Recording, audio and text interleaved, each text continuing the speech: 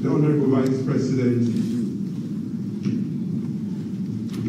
the Chief Minister, Ministers of Government, members of the Diplomatic and Consular Corps, development partners, private sector, distinguished friends, ladies and gentlemen. Indeed, I'm honored and delighted to welcome you to this Energy Sector Roundtable. A hearty welcome to our development partners, the management and technical teams of the World Bank Group, the Millennium Challenge Corporation, the African Development Bank, the Foreign Commonwealth and Development Office, the International Finance Corporation, the Japan International Cooperation Agency, the United Nations Office for Project Services, the EU, the International Monetary Fund, USAID, and Power Africa. Thank you for being valued partners and contributing to Sierra Leone's sustainable economic development and social progress. Let me also commend and thank our private sector partners for your socio-economic contributions and the critical role you continue to play alongside the government in developing our nation's energy sector. A special welcome to all of you. Indeed, I'm happy to see all of you, essential players in the energy sector, present here this morning. And I can feel the energy in this room for the deliberations. But I hope that we can produce also the same energy for the whole country.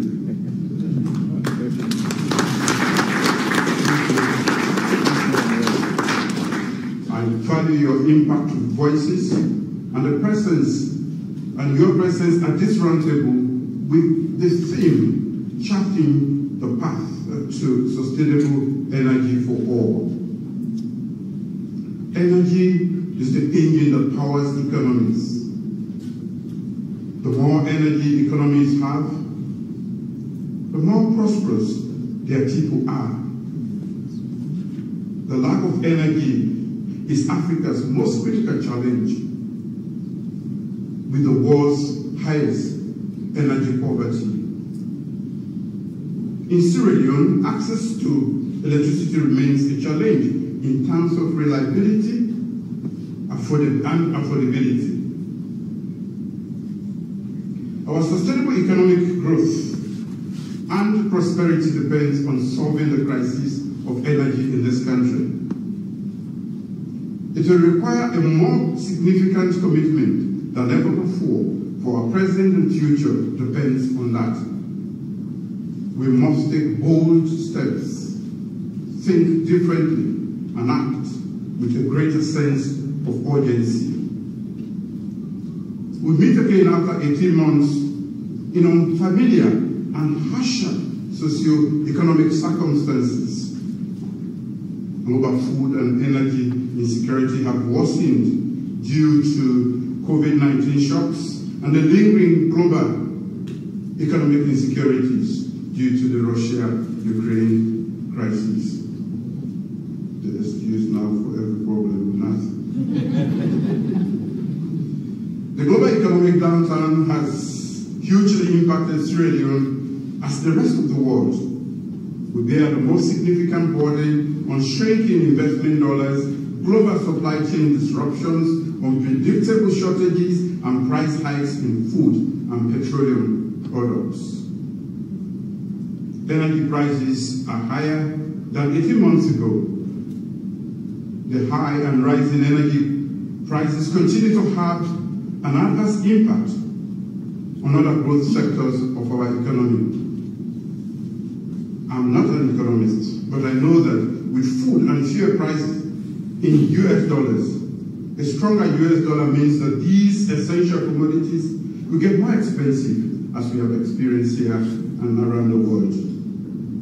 There is also a greater risk of debt crisis for emerging economies like ours, especially as interest rates in dollars and financing become more expensive.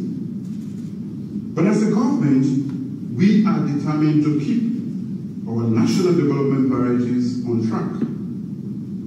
Despite rising global energy prices, we must continue our effort to increase energy access to communities and productive sectors of our economy in the short, medium, and long term. We should also ensure that existing and future energy sources are reliable, efficient, affordable, and sustainable for our homes, businesses, industries, schools, and hospitals.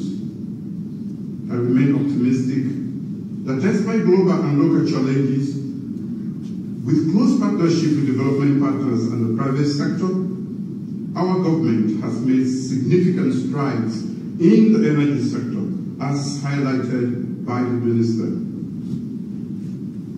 As we progress with the roundtable deliberations, I implore you to address the issues of supply, availability, reliability, affordability, financing, and investing in the energy sector. It is the opportune moment for policymakers, development partners, investors, private sector, and operators to deliberate openly to address our prevailing challenges in the energy sector. Let me draw your attention to a few critical discussion points. First, financing of the energy sector. Our financing needs for achieving our energy sector goals are enormous. Access to financing remains a challenge. Over the last 2 years alone, through COVID-19 pandemic and the current global economic crisis, the government has paid over $200 million in subsidies to keep lights in homes and businesses and make energy affordable for citizens of this country. We must, however, transition to a more financially sustainable model, and I ask this roundtable to address and provide solutions to making the energy sector commercially viable and attractive to investors. The second is regional power sector integration. The World Bank has evaluated the pressures for spiraling oil prices and other costs on our economy and proposed regional emergency solar power intervention respite project. In December 2021, I commissioned the Transco CLSG interconnection line to the Kenema substation at Tiloma, spurring socio-economic development in both Kenema and 21 rural connected communities. We look forward to completing the substations at Kamakwe, Yiben, and finally to Linsan in neighboring Guinea, where the line will connect to ongoing Gambia River Basin Development Energy Project with Guinea, Guinea-Bissau, Senegal, and the Gambia. I believe that regional energy connectivity and trade will bring about sustainable socio-economic development in Sierra Leone and the ECOWAS region as a whole. I encourage this roundtable to further deliberate on how best Sierra Leone can harness these new cross-border transmission opportunities within the regional power pooling mechanism framework. The third point I want to consider is the issue of energy transition. In line with our global commitments to climate actions, Sierra Leone stands ready to build a greater, more sustainable energy future. We are open to gradually moving away from using heavy fuel oils and other thermal sources and improving access to clean energy sources. I hope this roundtable will guide us in mobilizing the appropriate financing mechanisms for our clean energy transition aspirations and ways to forge strategic partnerships for clean energy. Additionally, We must do all possible to support women who suffer the most from relying on solid biomass to cook, with children on their backs and working so hard to feed their households. I am particularly keen on us developing a program to manufacture clean cooking stoves that are affordable to citizens. Fourth is the development of the Millennium Challenge Compact following the successful Threshold program. On the margins of the just concluded United Nations General Assembly, I had fruitful discussions with Madam Albright, the CEO of the MCC. I reaffirmed our government's commitment to upholding democratic ideas and continuing our credible track record of transparency and good governance. The compact will support our efforts to provide affordable and reliable electricity. Our government has created an enabling environment for renewable energy mini-grid investments with associated regulation, licensing, tariff procedures, etc. With 80 mini-grids in operation, Sierra Leone is a leader in mini-grid deployment, and we are proud of this achievement.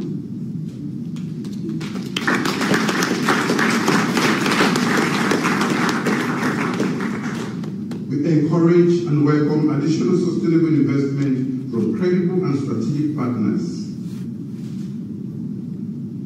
As we do so, let us be mindful of the delicate balance between minimizing cost-reflective tariffs for rural populations while minding the commercial viability of those mini-grids. I expect that this roundtable will propose innovative ideas for making the Sierra Leone market even more attractive. The sixth consideration for this roundtable is rural tariffs. During my tour in rural communities, I'm constantly bombarded with issues of high electricity tariffs. I look forward to the pilot tariff buy-down project implemented by Cross-Boundary and funded by GIEP and the Rockefeller Foundation. I also look forward to new proposals for lowering tariffs, especially for rural electricity consumers. Seventh is the National Electrification Plan digital platform. I'm informed that over a year now, the Ministry of Energy has worked with the World Bank to develop a National Electrification Plan digital platform that uses online geospatial resource management software tool by village data analytics. I'm also informed that the tool will enable energy planners to identify specific populations and areas deficient in energy access. We can craft and integrate strategy for expanding energy access to those populations with data generated and analyzed. The platform will facilitate robust planning and competitive procurement processes essential for delivering sustainable energy solutions. I am hopeful that this roundtable will also discuss the role of data analytics in developing sustainable and integrated solutions to the challenge of energy poverty. Finally, we need a coordinated response to reliable and affordable energy access. I believe that structured and coordinated energy access is possible if we deploy a diversity of solutions on a least cost basis and in line with energy demand.